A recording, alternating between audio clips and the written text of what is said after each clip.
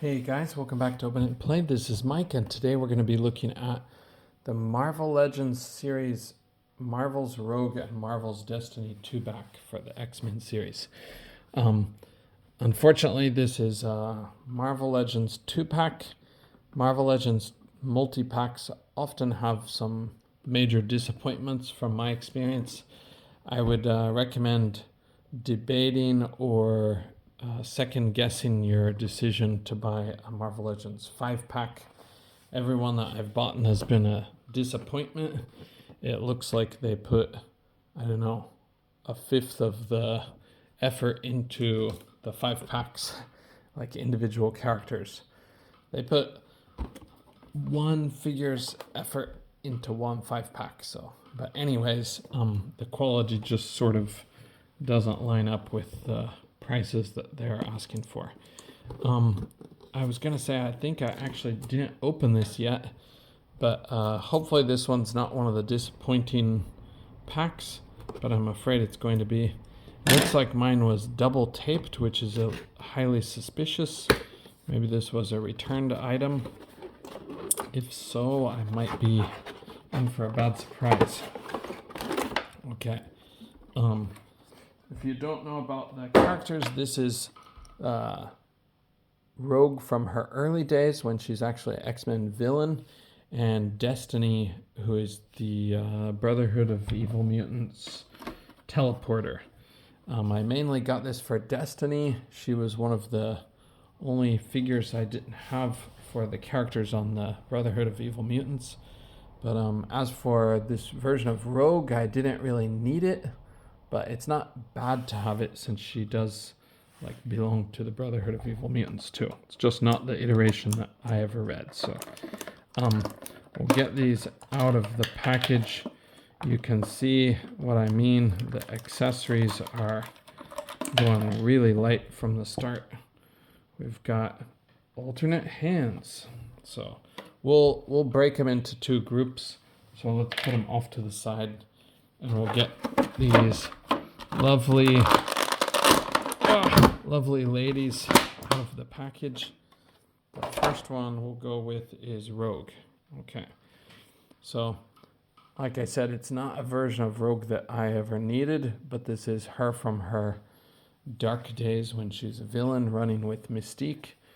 And if you don't know the story, I think Mystique is basically her mother at this time because she's sort of taken care of her after Rogue ran away from her family. But they drew Rogue looking like a really old lady, despite the fact that Rogue was supposed to be in her late teens, early 20s at this time. But she comes across as like a 50s or early 60s lady. It just kind of weird. But yeah, they wanted to make her look kind of old and nasty because she was a villain at that time. But as far as the figure goes, there's not a whole lot to talk about. The costume is pretty boring. There's no sculpting here. They did sculpt this, so a little bit of credit where credit is due. They did sculpt the parts of her, I don't want to say gauntlet, but sort of like thick gloves. And the waist part is done a little bit differently than the typical one. You have this extreme curve in her back, which you can't really get rid of. It's not a terrible thing, but it's also very limiting. So she can move side to side a little bit, but as far as forward, that's about it. So I think it probably looks pretty bad under there too. Can't really see inside there.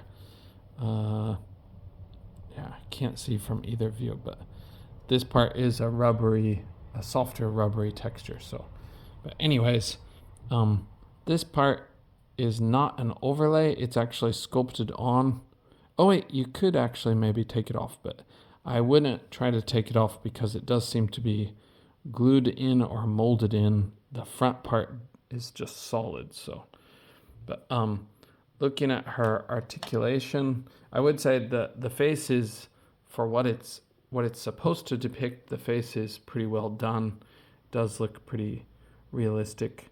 This eye sits a little lower than this eye, but maybe that's matching the artwork if I'd had to guess. Or the machine was just a little bit off when it did this. But anyways, definitely not our most beautiful version of Rogue. Okay. And I forgot to do the accessories first. So Rogue comes with these common, overused, crappy Marvel Legends female hand.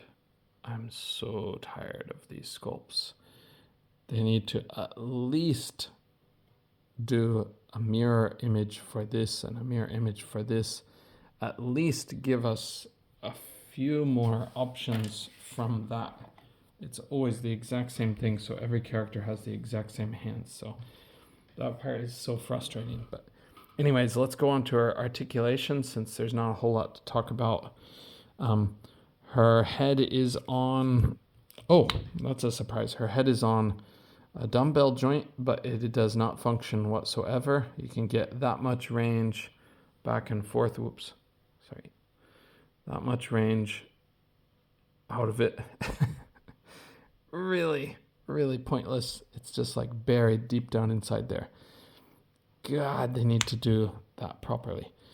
Okay, so she can look up that much, down that much, side to side, and attitude, a little bit of attitude, but it's really, really bad that she can't look up any more than that. She's Rogue. She's like a flyer. So, but anyways, moving on, she can have her arms go all the way around. They go up that far, around to the side. Super good range for her double jointed pinless elbows. And this is a horizontally hinged fist.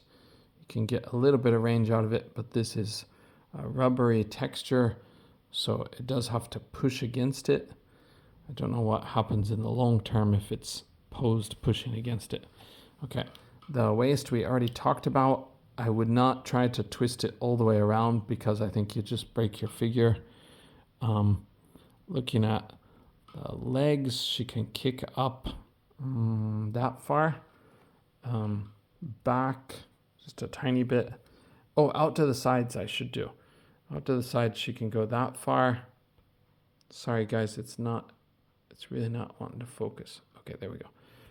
Okay, she does have a thigh cut that works buttery smooth. Buttery smooth, double jointed pinless knees, but she has no swivel at the calf or boot, so you're limited there.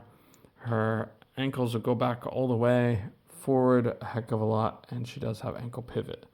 She does have pins, and these sit deep enough, I think, so that's good. That's refreshing. Some of these females for the Marvel Legends line, they have holes. I think I said pins, sorry. She has holes for a peg on the base, or a base with pegs, but unfortunately they don't have them cut deep enough so they don't fit in. So, okay, I'm going to stop talking because I can't talk this morning. Moving on to Destiny. We're going to get her out of this package. Oh, she's got some details on the back of her thing. That's shocking. I'm going to cut this because I don't want to destroy her cape when I get her out. Okay, she's going to go out like that. Okay, I'll throw that off to the side. And this time I will go with her accessories first.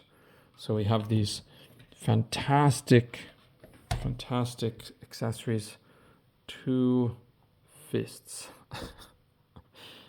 2 teeny tiny fists. The usual Marvel Legends female fists. Is that focused? Somehow it does not want to focus at all on these things. So, okay, a little bit, you can see that, hopefully. Okay, so they are horizontally hinged. they're not bad fists. It's just like so bad for accessories. And if you look at the hands that she comes with, do they look familiar? Let's see. Apparently, we've got Rogue makes the exact same expression as Destiny with her hands, and Rogue makes the exact same expression with her hands as Destiny again. But anyways, let's move on to the Destiny figure. The inside of the cape has no wash, which I don't know why they went that way, but the back of it has a nice wash, but nobody's gonna see that. So this should be painted, so I like that, but this should be painted too. This is the part that we're mainly gonna see. Okay, and Destiny is a teleporter. I don't know a whole lot else about her because I didn't read the comics at this point, but I did want her for sort of a classic version of the Brotherhood of Evil Mutants. Okay, but anyways, looking at her appearance, she's got a little bit of paint on here to depict sort of a wavy, shiny thing. I wish they could have done that with Madame Mask. I don't think they didn't add any detail like that on Madame Mask. They just used a swirly, twirly plastic. But this does seem to be an inlay piece or an underlay piece, or however you want to say, sort of an insert. And then she has this bulbous, eggy head. It's reminding me of the Wizard. But anyways, she can look up like crazy. She can look down like crazy. She can look off to the side. As far as attitude, she does have a little bit of attitude. That is more attitude than you would expect going with a hinge and ball peg. So, okay. And for her posability, let's take a look more detail. We can go up only a little bit. We can go out only a little bit. We can twist at the bicep. That seems to be done well, but her cape really hinders her movement. She can get her arms back all the way. It's a double jointed pinless elbow. She has a swivel at the wrist with a hinge, the usual hand that we talked about. As far as her diaphragm joint goes, she can go to the side a little bit. She can go to the other side a little bit. Forward, not really. Back quite a bit, but your cape is going to get in the way. Okay. All right, her legs will kick up to about there and out to the side about here. Sorry, I think I forgot hers. Out to the side is about the same. Okay. The thigh cut is above here, so they should have probably made this an overlapping part and hidden it there, but instead they just give us a straight up thigh cut, which is ugly. The double jointed, it's a 2-pack, so you can expect it to be ugly. Double jointed pinless knees will get you back that far, and her ankles will go really far back, really far forward, and she does have ankle pivot. So that is Destiny. Not going to have a lot of impressive reveals with this kind of unboxing because, like I said, it's a 2-pack. They put one figure's worth of energy into it. So I wish they would have a different policy at their company, but it's always very meager, very disappointing when you buy a 2-pack, a 4-pack, a 3-pack, and God forbid a 5-pack. Those 5-packs are hard. I bought the X-Men Villains 5-pack, and I bought that was the one with Wolverine, I think. And I bought the Spider-Man Villains 5-pack with the Ultimate Purple Spider-Man. Oh, it's really bad, guys. It's really bad. So, but anyways, Thank you for joining me on this review, and we'll see you in the next video. F-Ice.